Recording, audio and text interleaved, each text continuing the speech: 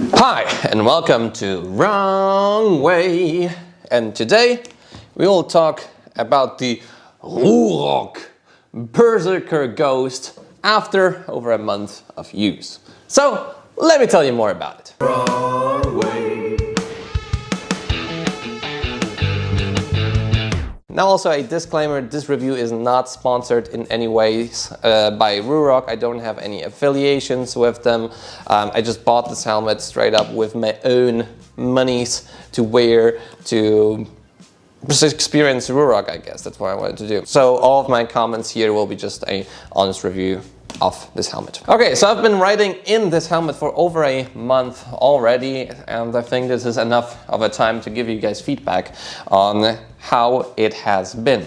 Now, if you want a detailed unboxing experience, first impressions sort of, feel free to click the link here to check out my first video about the RuRoc. And after a month or more of using this helmet, a couple of things popped up. Some are really good, some are really mediocre, but nonetheless, I'm here to tell you all about this experience. So number one, I've been really happy with the RuRoc support. So cheers, Harry. The RuRoc support has been actually really supportive. They have been replying to my emails, and after I got the bad liner first, they sent me out a new one for free, and they've also given me a free lens because of the issue with my beak. If you don't know what happened to my beak, so essentially when I was screwing in a screw into the peak, which is here, it broke, so that's why I can't use this device anymore. And like so. I never was really a fan of peaks, and they make the acoustics a bit worse, so I really didn't mind that much, but nonetheless it was a small issue that the screw just broke so easily. The support has been really great. They sent me out a new inner liner, and they've sent me out also additional different mounting buttons because this inner liner was falling out very easily. So yeah, the RuRoc support was actually really nice. When it comes to just riding in this helmet, I've grown pretty accustomed, and I've also found some pros. If you have the helmet already on your head, I think it's pretty well balanced. Like, it is a bit heavy, but it's I think not that big of a deal. It really works well in bad weather because you have the goggles and you can easily like wipe them with your glove. And overall, it's really warm in this helmet, so this is also pretty cool. And I've got also some plugs to block the vents from the inside. Now it's a bit of a hassle because you have to take out the liner, put them in, and so once it's warm enough you have to take them out again. From the inside there's like no slider or something to open or close up the vents. There's only the one in the front, which actually turned out to do a bit. Not much, but it does a bit. I've also really liked the acoustics of this helmet, and this is also something that's really important to me because when I ride on my EUC, I hear the beeps when it gets overpowered, and this is a thing I hear really well in this helmet. And from all the helmets I've ever tried, this is probably the best when it comes to just acoustics. Also, the cool thing is that the goggles are really big, and there's no issues with riding with these glasses, which are already pretty big, and it's actually really comfortable in this regard. So these are the things that I really enjoyed about this helmet, but there's also some cons. So number one, the chin piece is actually really close to your mouth, and if you have a beard like me, this thing gets really moist. Now that's a thing that really happens oftentimes in helmets, especially when it's cold, but I've removed the lower piece here because I still feel warm enough in the winter, and a lot of moisture is gathering up here. It's just sort of a thing to know. It happens pretty much in every helmet, but I feel like here it's really just a lot of water. Sometimes if you just put it down and some water just drips down. The next thing is that I have to actually put tape here because there is a small hole in this area here because this vent looking thing is not properly assembled, and there was some sort of a swish coming from here and was really annoying, like a really high-pitched sound, and I had to tape it, so now it's better. As you can see here, the RuRoc writing is correct, but here actually both this letter and this letter already started breaking because it's just a cheap material. It's just only glued onto here. And the next thing is also these parts here. So if I put the goggles up, the material from the goggles, like the foam thing, just stays on there and it looks just really ugly, and it's actually quite hard to get it off. This looks pretty nasty. And talking about the goggles, there's also another issue. I just noticed that recently. Let me just get the light on. Some people ask me about this light. This is a Olight RN800, really cool bicycle light. So the goggles actually started breaking here on this side.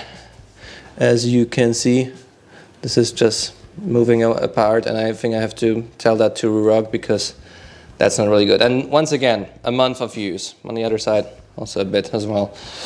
So yeah, the biggest gripe with it is just that after a month of use, it really looks like a half a year of use. So quality issues will be a thing I talk about here a lot.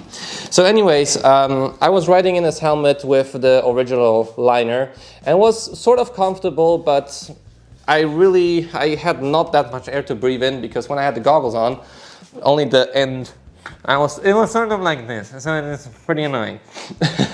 And I felt like I have just not enough padding, especially in the back area of my head. So what I did, I took one liner that I already had, which was sort of poor quality. I cut it with scissors and put it underneath the good liner. So now I have two liners inside of a helmet, and it works better. I have it just closer to my face here in the front, but it's way better. And this is definitely my size of a helmet. It's not too big, not too small. Just the liner quality is really mediocre, and there's not much padding inside of this helmet. It's just really like bare bones. You can also just see this in my first review. I have now two liners inside of the helmet, and just to show you guys, this is the first liner and this is another liner. And this works better, and I think I still need to put a bit more padding here, maybe in the back, to make it even more comfortable. But with the standard liner, and a friend of mine also got the Atlas 2.0, it's just not much. The next thing about the liner, there's a lot of things that annoy me about the liner, is that it's just really harsh material, and even though I've been putting it on and off all the time over the last month, my ears still hurt when I put it on. Like, I don't have any issues with my O'Neill helmet when it comes to that. Even the LS2, which is a third of the price of this one, I got this at a discount at around 300 euro, and this is like 100 euro or less. This helmet is like, helmet liner quality is just so much better. Feels like a sofa from the inside. So yeah, even though I don't put this helmet on at all, it's my girlfriend's helmet. Cheers, Kate. It doesn't hurt me when I put it on, and this one still does hurt me. And another issue I've had is that I had to replace, once again, these buttons on the liner. So if you look here, actually, maybe I can get a bit closer. This is the mechanism for these buttons. So essentially you have this cheap thing, and this is from the Atlas 2.0. It has like 4 ridges, and the original had just 2, and the original was just popping out all the time. So RuRoc sent me out these new ones for exchange for free, which was also really nice. And then you just sort of put them in here because there's a hole. And now I don't have that many issues with just the liner just popping out when I put the helmet on, but still I think that all in all the securing of this liner is not that strong, as you can see, and definitely could use some improvement. And also this material sometimes pops out because there's like no buttons here at all to secure them in place. So yeah, that's that. I've grown accustomed a bit to the double D ring here. I wish it was fit lock like on the Atlas, but it'll do. It's not that bad. So these are like most of the issues I've had in this helmet, and as you can see, mostly it's regarding the quality of the inner liner.